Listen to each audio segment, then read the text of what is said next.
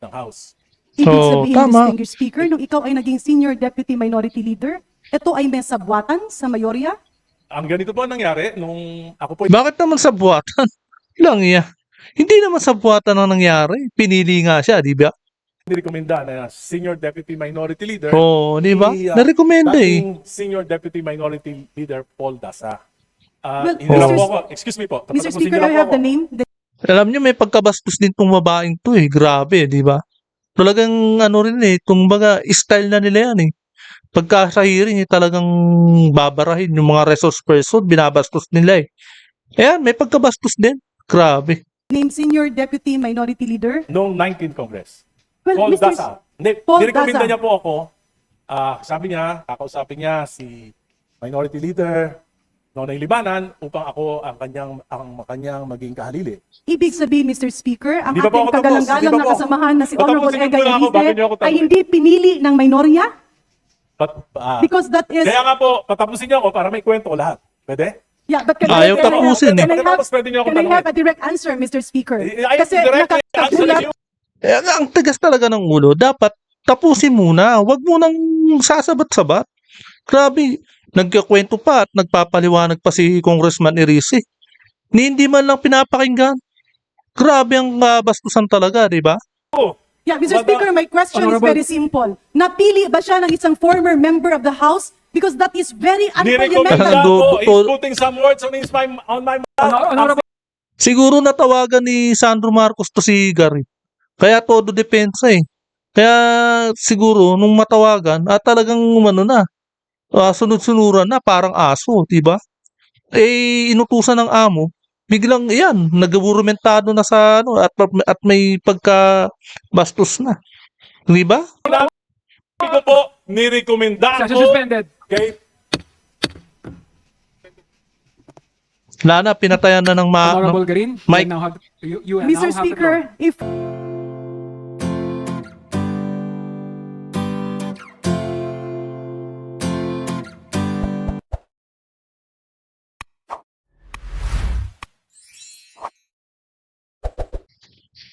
Ayan po mga kababayan at mga kapads press. Ako po, matindi ang banat ni Congressman Egay Erice kay Sandro Marcos. Dahil sa bidyong ito ay binulgar na ni Congressman Egay Erice kung gaano katalamak ang masamang ugali ng kanilang majority leader na si Sandro Charis Pempenco Marcos. Bakit kamo? Binubusalan kasi ang bibig niya. Or madaling salita ay pinatatahimik siya ng anak ng pambansang bangag. Kaya ang punishment ay walang iba kundi palitan. Kundi palitan sa pagka-seniority minority leader. At ang ipinalit, alam nyo ba, ay walang iba kundi si Saba Queen Laila de Lima. Todo pamumulitika talaga na ang mga maligno. Todo pamumulitika ang mga maligno. Tama. Nang sa mundo ng mga tao. Tila masyado na silang malakas sa mundo ng mga tao na mula sa pagkabuhaya ay nag-aanyo na silang mga maligno na mga kurap dyan sa institusyon ng Kongreso. Kaya masyado na silang malakas sa mundo ng tao. Kaya dapat ay lumipat na sila sa mundo ng mga demonyo or maligno. Okay, by the way, dahil sa sunod-sunod na ang pagbubulgar at pagkikritiko ni Congressman Egay Erice na sinamahan pa ng mga pagbubulgar ng 18 ex-marine ay halatang umaaray na ang palasyo ng Malacanang. Palasyo ng mga payaso. Well, ang lahat ng ito ay kumpas na rin ng Malacanang na talagang ginagamit lang din ang anak ng isang ama. Imagine talagang todo depensa kasi ang anak kapag nabubulgar na ang baho ng kanyang ama, nabuhaya, di ba? Malinaw na si Congressman Egay Erice naman ngayon ang napag-initan ng mga kasama niya. Dati si Congressman Miao at tapos ay si Leviste at ngayon naman ay si Congressman Erice. Tunay na naman na totoo ang mga pinaparatang nila. Diba? Tunay ang sapagkat tunay ang pagbubulgar nila Congressman Miao, Congressman Leviste, at Congressman Erice, di ba? Na kumbaga, dahil sa sobra ang kawalang hiyaan ng mga kasama niya na tumitigligsa sa kanya. Yung mga tumutuligsa sa kanya kasi sa mga walang konsyensya, alam naman natin, di ba, na ang kabataan ang pag-asa ng bayan. Yun yun. Kaya yung mga tumutuligsa sa kanya sa mga walang konsensya dahil hindi iniisip ang kapakanan, ang kinabukasan ng mga kabataan. Yan po ang totoo. Talagang, kumaga tayo, tayong mga matatanda na,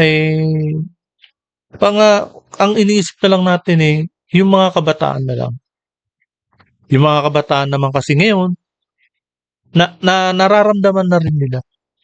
Kumbaga, ang kabataan nga dati, hindi nila nararamdaman yung aray. Kumbaga, nung panahon ni Duterte, hindi nila nararamdaman yung kahirapan.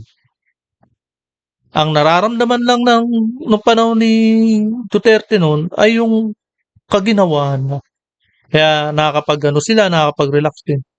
Dahil may pag-asa na dapat tayo noon . Ngayon, kawawa yung mga kabataan sa totoo lang. Kasi, ano ang dadatnan nila kapag sila naman ang bumubuhay sa pamilya nila? Ano na ang dadatnan nilang ekonomiya, buhay, lalo na nagkaroon pa tayo ng giyera sa Middle East. Yung mga imbakan na pinagkukunan ng mga langis. Paano na, di ba? Sa ngayon, hindi natin nararamdaman. Kasi, may mga imbak pa tayong mga langis. Sa totoo lang, ha? May mga imbak pa tayong mga langis. Paano kung naubos na yung mga langis natin dito sa Pilipinas? Tapos, yung mga ibang Middle East country na talagang ayaw nang magtinda ng langis. Paano yun? Ano mangyayari sa atin, di ba? Dahil nga ginigera sila, di ba? Tapos, yung mga OFW pa natin, nasa ibang bansa, na naiipit sa giyera. Kawawa rin, di ba? Kaya, doble ang bato na umuumpog sa ulo ng bansa natin. Sa totoo lang. Ang kabataan natin at ang giyera. Ang ekonomiya pa, di ba? Kaya, mapapansin natin na puro mga batang nagkritiko sa administrasyong ito. Nakatulad na, yun nga, bata pa si Congress Miao, bata pa si Leviste, di ba?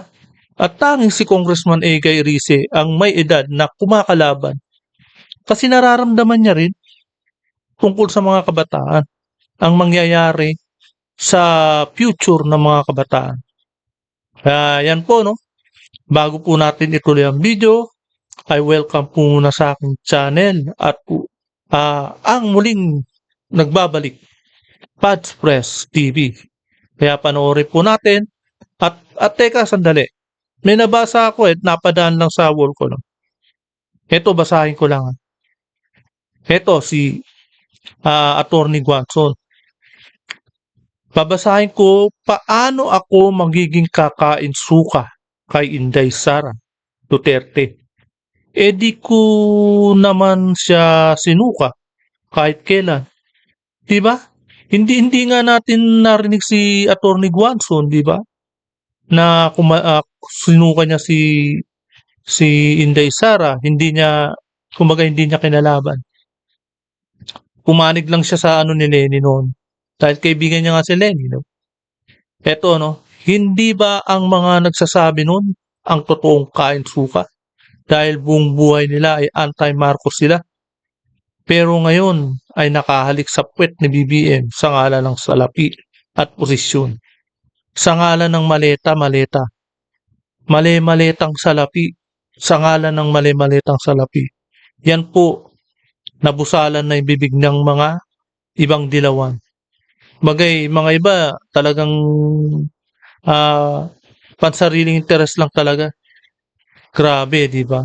Kaya ito po, no, tuloy po natin ang video ito at close na natin to. And replace a senior deputy minority leader without any stated reason. But let me say this clearly. I have no bitterness about my replacement. In fact, I am honored that I was replaced by a fellow liberal and a far stronger fighter for truth and justice, Congresswoman Laila De Lima. She is a former senator, a former secretary of justice, and a woman who sacrificed 6 years of her life in prison for standing up against abuses in government. Eh, yan naman kasi, wag na natin ni, Congressman Erice, wag na nating hahangaan pa natin siya sa ganyang kalagayan niya noon na nasa kulungan. Eh, kasalanan niya naman eh. Di ba?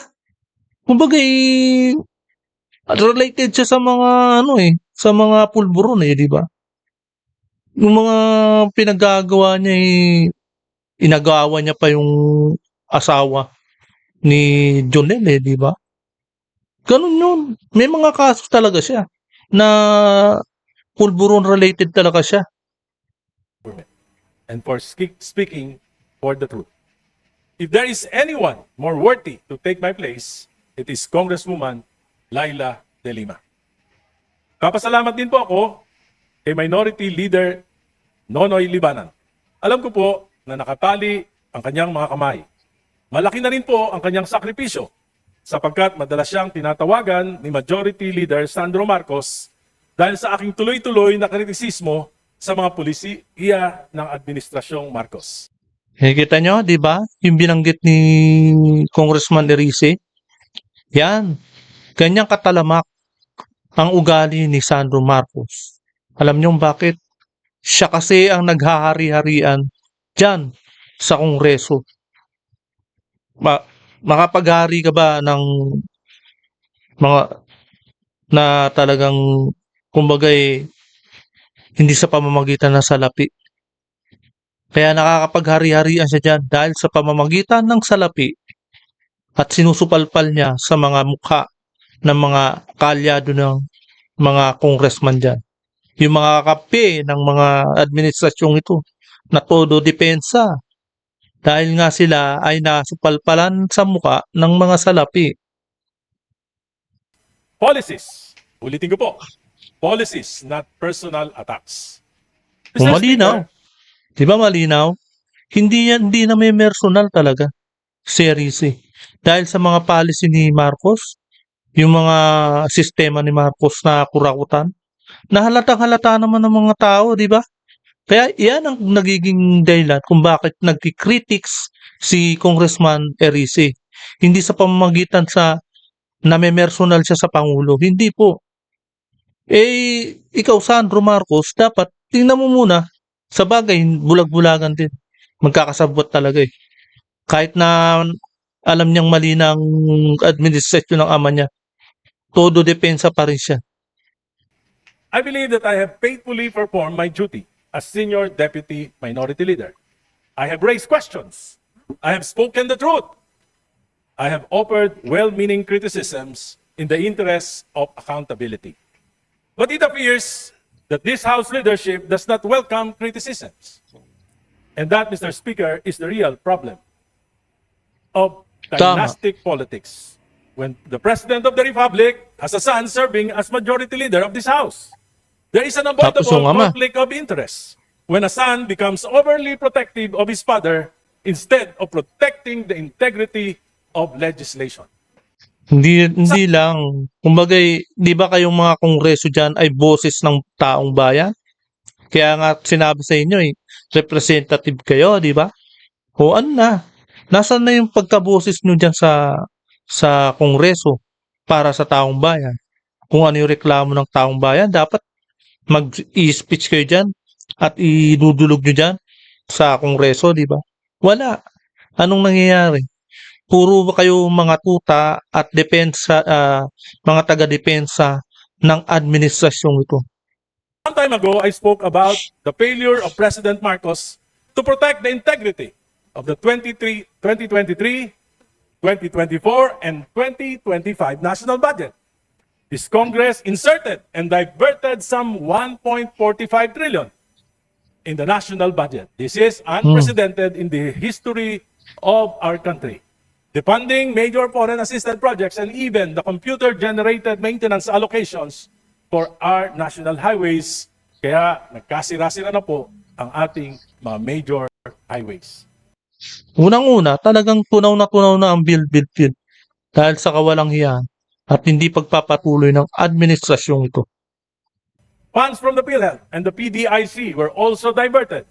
Money that should have protected the health and savings of our people, only to end up in ghost projects or substandard infrastructure. Standard. And so I ask, why did President Marcos allow this? Why did his cabinet remain silent? How could such massive diversions happen under his watch? Mr. Ayan ha, tinatanong lang ni Erice yan, ni Congressman. Pero anong ginawa nila? Talagang itinuturing nilang kalaban ngayon si Erice. Isang dilawan si Erice. Pero ang talagang naglaglag sa kanya, yung mga kasama niyang mga dilawan din. Speaker, it is difficult to believe that this could happen without the knowledge, if not the tolerance of the President himself, especially when the Speaker then of this House is his own close relative. Hindi pa po ako tapos magsalita nang ako ay sunduin ni Minority Leader Congressman Libanan at dalhin sa opisina ni Majority Leader Sandro Marcos. Pagdating po namin, nandoon na rin si Speaker Bogie D. Nakaupo po. Di ba malinaw na malinaw? Kapag magsalita lang dyan ng di maganda sa Pangulo, papatawag na agad ni Charis Pempenco. Malinaw, di ba? Na talagang nasa scripted at mga talagang tahimik ang mga kalyado dyan ni Sandro Marcos. Talagang kontrolado niya ang buong kongreso. Eh di malinaw na ibig sabihin may basbas yung pag-impeach kay Inday Sara. Malinaw yan di ba? Oo, tahimik ako, sinita ako ni Congressman Oo. Marcos at tinanong, ano yun? I replied that the anti-political Pinagalitan. dynasty advocacy has long been one of my advocacies. Ngunit, sinabi niya, hindi yun. Inaatake mo ang aking ama. No, talagang pinapagalitan pala siya. Ayan ang pagbubulgar ni Congressman Erice tungkol kay Sandro Marcos. Malinaw, di ba? Isa itong pagbubulgar na ni Congressman Erice. Ang sagot ko, ang kritisismo ay nakakatulong upang maituwid ang mga pagkakamali. Kaso wala nga sa isip nila yan. Hindi nga sila nag-iisip na ituwid ang kanilang mali. Dahil ang alam nila, tama yung ginagawa nila. Hay na hay kasi, di ba? Bukas ang isip ng mga nakikinig. Ngunit Mr. Speaker, bakit kailangan questionin ng isang miyembro ng kapulungan ito ang aking talumpati? Kung may mali, kung may kasinungalingan, bakit hindi ako debatihin dito mismo sa plenaryo? Dapat lang, di ba? Kung ano yung wala talaga eh. Ibig sabihin niyan, traidor ang talagang namumuno diyan sa Kongreso. Kaya nga 'di ba, sabi ni Erice, magtapatan sila at magdebate diyan sa plenaryo, 'di ba? Kaya ito lang masasabi ko. Kailan ba naging matapang ang isang traidor? 'Di ba? Kailan ba naging matapang humarap ang isang traidor? 'Di ba? Sa aking pag-aaral, sa aking patuloy na pagtatanong, lalo kong nauunawaan kung gaano kalaking pandarambong sa pondo ng bayan ang naganap sa loob ng 3 taon ng Administrasyong Marcos. Lalo pa nang ipakita sa akin ni Congressman Leandro Libiste ang ilang datos na tila nagpapakita ng pamahalaan ay parang pinapatakbo ng isang sindikato. I intend to discuss this further in a separate privileged speech. Mr. Speaker, every day I pray to the Lord to give me the courage and wisdom of discernment on what I should do with the responsibility entrusted to me. Madali sana para sa akin na manahimik. Madali sana para sa akin na sumabay na lamang sa agos upang masiguro na mas tahimik ang buhay at baka manalo pa uli ako sa eleksyon sa 2028. Kaso hindi niya ano, Madali sana para sa akin na itigil na ang laban na ito na maaring tawagin ng iba na recklessness at padalos-dalos. But there is a greater calling, something that I cannot ignore, no matter how inconvenient it may be for me and for my family. Something that I cannot close my eyes. Just like when the Lord called Abraham. yan yung ginagawa niya kasi isa siyang representante yung mga hinaing ng kanyang mga distrito o ng taong bayan ay inaano niya na kumbaga yan na yung represent ni Congressman Erice. Yung hinaing ng mga taong bayan inilalabas na ni Congressman Erice. Yan po, malinaw na malinaw. Ganyan po. And said, "Go from your country and your father's home to the land that I will show you." And Abraham followed without hesitation. He followed the Lord. Even the uncertainty is unimaginable because he trusted that the Lord would guide him and that he was doing something for God and for his fellow men. For me, what I'm doing is a bit risky. But that would already be an honorable life to live, despite all my weaknesses. Ang kaibahan nyo lang ni Laila de Lima, si Laila de Lima, tahimik pagdating sa korupsyon. At syempre, na ano rin siya, napagbibintangan din siya ng 18 ex-marine na talagang pumaldo rin at tumanggap din. Hindi nga lang maleta.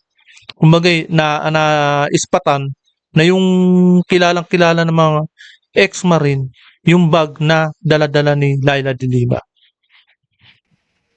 2 weeks ago, may isang gabinete ang kinausap ako. Sinabi sa akin, Guy, ang tingin ng Malacanang, Sara Duterte ka. Kita mo? Hindi yan ba yung hindi nakikialam na Malacanang? Ibig sabihin, hindi sila nakikialam? Kaya, binulgar na ni Congressman Erice. Ibig sabihin, may mga basbas na Malacanang talaga. Napilit na sinasabi at nagsisinungaling na wala raw silang alam dyan at hindi raw nakikialam. Ano yung sinasabi ni Erice? Diba? Taga Malacanang ang nagsasabi. Malinaw na malinaw, nagsisinungaling ang mga taga Malacanang dahil sa pagbubulgar nito ni Congressman Erice. Sabi ko po, nung panahon ng mga Duterte, ako yung kauna-unahan na nagsalita laban sa war on drugs. Tinanggalan pa nga ako ang distrito ng aking pondo ng 1 taon. Pero sila, Presidente Marcos, they enabled Duterte. Yung mga kasama natin na nagpo-prosecute ngayon kay Duterte, they enabled war on drugs. Ako po, nakipaglaban. At hindi ko po nilalabanan ang dinastiya ng Marcos lamang. Nilalabanan ko rin ang dinastiya ng mga Duterte sapagkat alam ko na ang punot dulo ng korupsyon dito sa ating bansa ay ang pataba at gayon mabubundat ng mga political dynasties. Sabi sa akin, Guy, Ito nawala ng boses saglit. Yeah. I have the knowledge. I still have the experience. And I have still the voice and commitment to stand against what is unjust, what is corrupt, and what is abusive. I am no longer senior deputy minority leader, but I will be the equalizer in this house. Thank you, Madam Speaker. Thank you, my colleagues, until my next privilege speech. Thank you. Mr. Speaker, Majority Leader. Nako, ito na naman Mr. siya. I move to Speaker. recognize the Honorable Deputy Speaker Janet Garin. Deputy Yes, my Speaker, distinguished Naku, Deputy nagsali- Speaker Janet Garin is now recognized. He is my distinguished colleague and a very good friend during the Aquino administration, willing to yield to some questions. Maraming salamat, Mr. Speaker. Maraming salamat din sa ating mga kasamahan. Nako, eto po, no. Ayan, magsasalita ang babaeng ito na si Congressman Garin. Alam nyo ba na may kaso pa tong babaeng to sa Dembaxia issue, di ba? Dembaxia scandal.